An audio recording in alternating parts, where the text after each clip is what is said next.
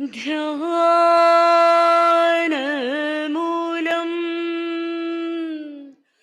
गुरुर्मूर्ति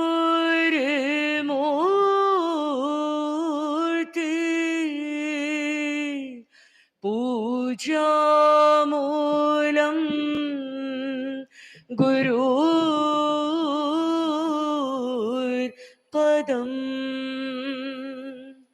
मन्त्रमूलम् गुरुर्वाक्यम्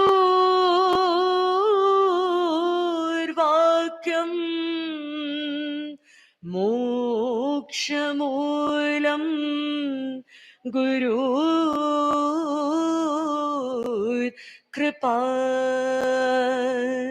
ॐ श्री गुरवे नमः। तीर्थंकर भगवान को वंदन करती हूँ।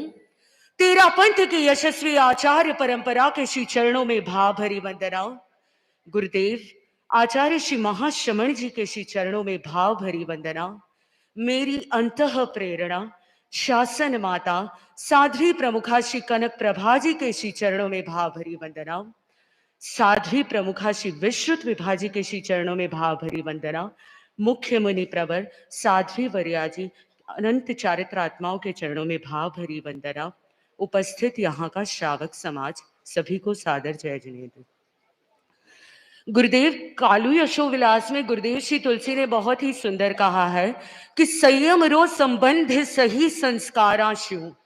तो मुझे ऐसा लगता है गुरुदेव ये मेरे पूर्व जन्मों की ही पुण्याई हुई होगी कि मुझे ऐसे परिवार में जन्म लेने का अवसर प्रदान हुआ जहां पर मेरे दादाजी के ऐसे संस्कार रहे। श्रीमान भंवरलाल जी पिपाड़ा, स्वर्गीय भंवरलाल जी पिपाड़ा, जो उनका एक संकल्प था गुरुदेव कि वो दिन में 13 सामायिक करते थे। कहते थे कि मैं 13 पंथी हूं तो 13 सामायिक करूंगा। और जब जब सामायिक करते तब हम दोनों बहनों को पास में बिठाते और आराधना और गुरुदेव तुलसी की अनंत बहुत सी रचनाओं को हमें सुनाते। तब हमें शायद समझ में नहीं आया कि यह क्या है, लेकिन गुरुदेव आगे जाकर समझ में आया कि सचमुच धर्म का शरण मिल जाए तो जीवन सार्थक हो जाता है। और इसी के साथ जब मैं 11 वर्ष की थी तब सबसे पहला त्याग मैंने शासन माता से लिया था। जब मैंने शासन माता को पहली बार देखा तब मुझे लगा, मुझे तो त्याग का मतलब भी नहीं पता था, लेकिन मैंने ये सोचा कि मुझे कोई चीज को छोड़ना है। जब मैंने शासन माता को ये निवेदन किया तब शासन माता ने मुझसे पूछा, क्या तुम त्याग का मतलब जानती हो? तो मैंने कहा कि त्याग का मतलब तो इतना ही होता है कि उसको छोड़ देना। तो फिर महाराज ने मुझे एक चीज का त्याग कराया। तो मैंने महाराज से बहुत निवेदन किया कि महाराज आप मुझे यावत जीवन कराएं, लेकिन महाराज ने कहा कि ऐसे नहीं करा सकते। और महाराज ने बहुत ही वात्सल्य भरी नजरों के साथ मुझे त्याग कराया और 1 साल का त्याग कराया। और गुरुदेव जब हम दोनों बहनें महाराज की सन्निधि में पहुंचते तब महाराज ने अनंत अनंत कृपा कराई और हम दोनों बहनों से हमेशा गीत सुने। और जब जब हम गाते महाराज ने बहुत कृपा कराई। और ऐसे चलते चलते महाराज से मुझे बहुत प्रेरणा मिलती गई। महाराज ने एक दिन मुझसे पूछा कि क्या तुम दीक्षा लोगी? तो मैंने कहा कि तहत महाराज मैं दीक्षा लूंगी। हालांकि मुझे दीक्षा का मतलब भी नहीं पता था कि दीक्षा होती क्या है। लेकिन जब मैं 13 वर्ष की थी तब मैंने महाराज से निवेदन किया कि महाराज मुझे दीक्षा लेनी है, मुझे आप जैसा बनना है। तब महाराज ने, तब से लेकर अब तक मैं ये समझती हूं कि तब प्रत्यक्ष रूप में और आज भी अप्रत्यक्ष रूप में मुझे महाराज का गाइडेंस मिलता गया।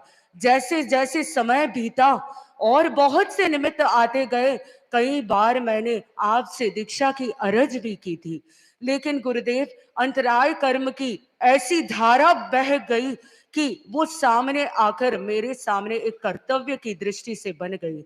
और जब वो कर्तव्य मेरे सामने रहे अपने परिवार के प्रति, तो फिर मैं दीक्षा के लिए पीछे हो उठी क्योंकि मुझे कर्तव्य निभाने थे।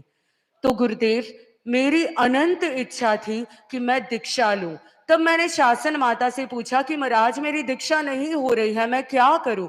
तब शासन माता ने कहा कि तुम संकल्प करो, अपने सपने को संकल्प में परिवर्तित करो, तो शायद ये चीज तुम्हारी हो पाएगी पूरी। तब मैंने गुरुदेव ये सोचा कि आपसे निवेदन करूं और ब्रह्मचर्य व्रत को स्वीकार करूं। और गुरुदेव, आपने महती कृपा कराई कि मुझे उस यौवन अवस्था में ऐसा रत्न प्रदान किया जो मेरे लिए एक बहुत बड़ा बैकबोन बन उठा। और गुरुदेव, वो ही बैकबोन आज इन 15 वर्षों की प्रतीक्षा के बाद पूर्ण होने जा रहा है। आप श्री संयम प्रदाता है, रत्न प्रदाता है, जो आप मुझे ऐसा रत्न प्रदान करने वाले हैं जिसका मैं सपने में भी सपने जैसा है, और आपने जिसको वास्तविक रूप में परिवर्तित कर दिया है गुरुदेव। गुरुदेव, अंत में मैं यही कहना चाहती हूं कि ये जो मेरी वैराग्य की भावना थी, ये चलते चलते थोड़ी सी क्षीण होने लग गई, क्योंकि मुझे ऐसा लगा कि क्या मेरी भावना पूरी हो पाएगी या नहीं, क्या मुझे संयम मिल पाएगा या नहीं। तब जाकर मुख्य नियोजिका जी, जो वर्तमान प्रमुखाशी जी है, उन्होंने मुझे साहित्य के काम से जोड़ा। आचार्य श्री महाप्रज्ञ जी का वो साहित्य जिसने मेरी जीवन की दिशा को बदल दिया। एक दिन मैं साध्वी वीर प्रभा जी की सेवा कर रही थी। उन्होंने मुझसे पूछा कि तुम जीवन में क्या करना चाहती हो? तो मैंने कहा कि महाराज मुझे दीक्षा लेनी है, लेकिन पता नहीं कि यह स्वप्न मेरा पूरा हो पाएगा या नहीं, लेकिन प्रतीक्षा करूंगी उसका। तो महाराज ने बस एक ही चीज कही। आचार्य श्री महाप्रज्ञ जी की कुछ पंक्तियां हैं कि जीना है तो पूरा जीना, मरना है तो पूरा मरना, बहुत बड़ा अभिशाप जगत में, आधा जीना आधा मरना। तब वो जो बात है वो मुझे टोटल स्ट्राइक होती गई, और महाराज ने मुझे ऐसी प्रेरणा प्रदान की कि तुम ज्यादा डिले मत करो, और अगर संयम स्वीकार करना है तो उसमें तीव्र गति से अभी अपनी भावनाओं को आगे और फिर से बढ़ाती रहो, क्या पता तुम्हें कुछ वर्षों में संयम प्रदान हो जाए। तो गुरुदेव, मैं साध्वी वरिया जी, साध्वी प्रमुखाशी जी, साध्वी वरिया जी, मुख्य मुनि प्रवर और सभी चारित्रात्माओं के चरणों में भावभीनी वंदना अर्पित करती हूं कि उन्होंने मुझे ऐसा वैराग्य को पुष्ट किया, और पारमार्थिक शिक्षण संस्था के प्रति अनंत अनंत कृतज्ञता गुरुदेव कि आपने मुझे ऐसा आदेश फरमाया कि मैं उस संस्था में प्रवेश हो पाई, मैंने उस संस्था में मैं प्रवेश कर पाए। उस संस्था से जो जो मैंने सीखा मेरे लिए एक वरदान स्वरूप बन गया। जब जब गुरुदेव मैं उस संस्था के छत पे जाती और आप श्री के बारे में सोचती, तब मुझे ऐसे लगता कि आप श्री ने मुझ पर कितनी कृपा कराई गुरुदेव, बहुत कृपा कराई कि मैंने संस्था के उस माहौल को जिया। भले ही वो कुछ ही क्षणों का माहौल था, कुछ ही दिनों का माहौल था, लेकिन मेरे लिए वो बहुत ही बड़ा जीवन भर का वरदान स्वरूप बन गया, और मेरा क्षयोपशम हो गया। कालू यशो विलास को गाते गाते इस बात को आपके समक्ष रखना चाहती हूँ गुरुदेव।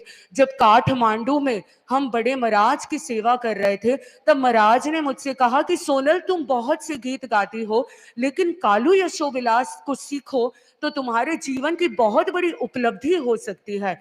तब शारदा श्री जी महाराज ने बहुत बहुत कृपा कराई और मुझे 6 उल्लास धराए, और मैं अनंत अनंत कृतज्ञता ज्ञापित करती हूँ गुरुदेव। और अंत में मैं कुछ पंक्तियों के साथ अपनी भावनाओं की पूर्ति करना चाहती हूँ। भिक्षु भक्ति से भिक्षु भूमि पर, भिक्षु पटधर से संयम चादर धर, भिक्षु भक्ति से भिक्षु भूमि पर, भिक्षु पटधर से संयम चादर धर। जब कालू गौरव यश गान किया था, अनसोचा गुरु ने वरदान दिया था। शासन माता से शक्ति करु संघपति की भक्ति, मिल जाए मुझको मुक्ति भाव भावना। गुरु आज्ञा में है जीवन, कर दिया है खुद को अर्पण। गुरु तीर्थंकर का दर्पण करो वंदना, गुरु तीर्थंकर का दर्पण करो वंदना। गुरुदेव, मैंने सोचा भी नहीं था कि इतने वर्षों में भिक्षु भक्ति करते करते यह जो स्थान मुझे आपने प्राप्त किया है, मैंने ये समझा है कि 8 का ये जो अंक है मेरे जीवन में बहुत ही विशेष अंक बनकर उतरा है। क्योंकि 8 का अंक ऐसा है कि मेरा जो जन्म दिवस है वो 26 का है, वो 2 + 6 मिलाकर 8 होते हैं। जो वो महीना है वो भी 8 का है, जो अगस्त का महीना है। आप श्री ने मुझे दीक्षा का आदेश प्रदान किया, वो भी अष्टम आचार्य कालूगणी की जन्म धरा की धरा है। और गुरुदेव, आज भी यह 8 का अंक विशेष रूप में मेरा नया जन्म देने वाला यह रूप बन गया है, यह अंक बन गया है। तो गुरुदेव, यह 8 दिसंबर जो है आपने मेरे जीवन का एक बहुत ही बड़ा लाइट डे बना दिया है। गुरुदेव, 8 को अगर मैं थोड़ा सा मोड़ दूं तो वो इन्फिनिटी का सिंबल बन जाता है।